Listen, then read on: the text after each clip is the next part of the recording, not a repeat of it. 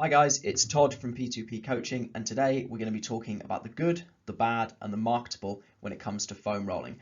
Foam rolling is one of those modalities that it sounds great in theory, and a lot of the things that you say make intuitive sense, but actually when you go looking into the research, they don't hold up as well as what the marketing strategies would have you believe.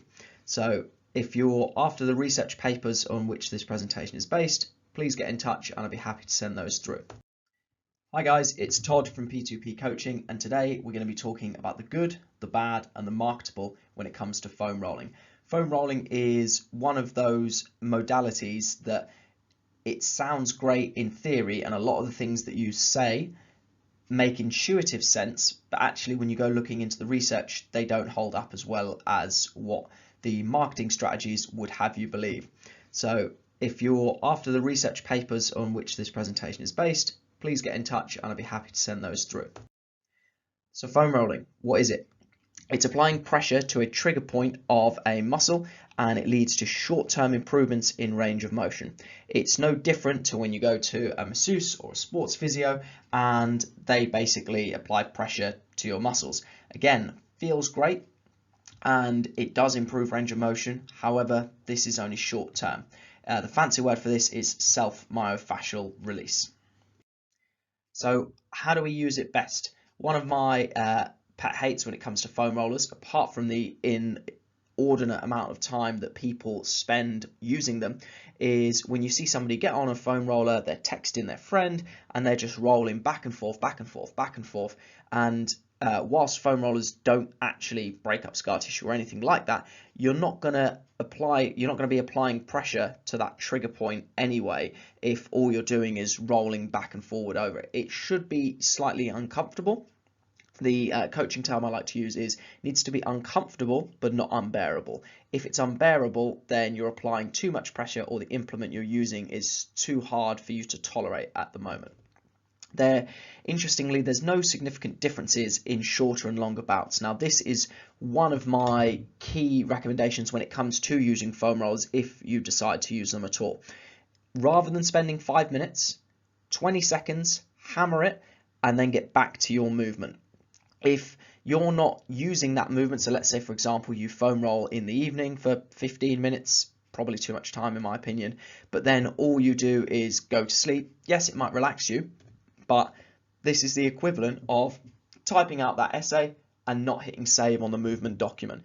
You need to use, if you're going to use foam rolling, as I said, it's a short-term improvement for range of motion. You then need to use that range of motion, and this is what's going to allow your brain to give you that range of motion. Often when your range of motion is restricted, this is because your brain or your nervous system is sensing that if it allows you to access this range of motion, you're going to hurt yourself. So you need to use movement, you need to be controlled with it, and this is where, and I'm going to talk about this in future videos, this is where I think technique threshold training, again that's just a fancy word for saying you're paying attention to your movements as you should be doing anyway, is really, really useful, because it's basically telling your nervous system, you know what, this position is okay. I've got this, I'm not going to hurt myself. Foam rolling is not going to do that for you. So why should you use foam rolling if you use it at all? We've mentioned it only leads to short-term improvements in range of motion. We've mentioned that it's false to say that it breaks up scar tissue or adhesions. Again, just think about it logically. I know that, for example, I've got quite tight traps and I back squat 2 to 3 times a week.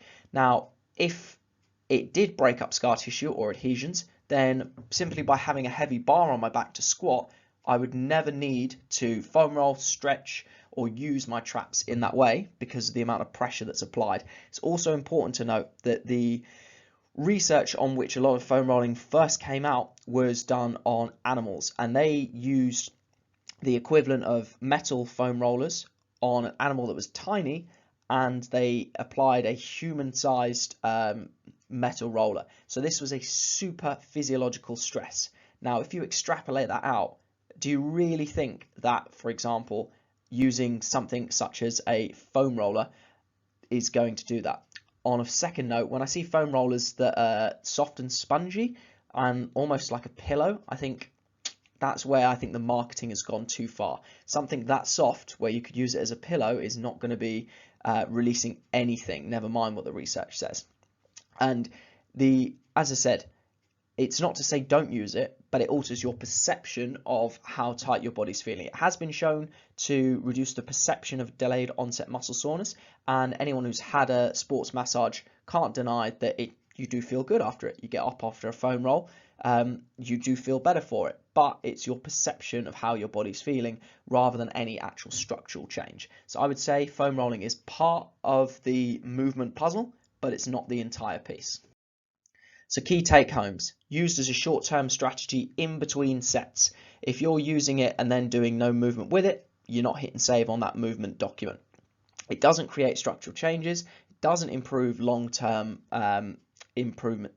doesn't lead to long-term improvements in mobility, and you need to use that movement as soon as you've acquired an improved range of motion.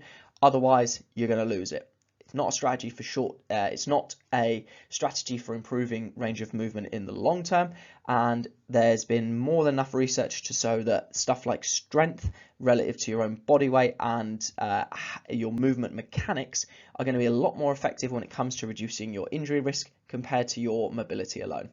If you have questions, feel free to get in touch on your preferred channel, and if you would like the research from this or just a little bit of help with assessing your mobility, then feel free to get in touch. Thank you for listening. Todd Davidson, P2P Coaching.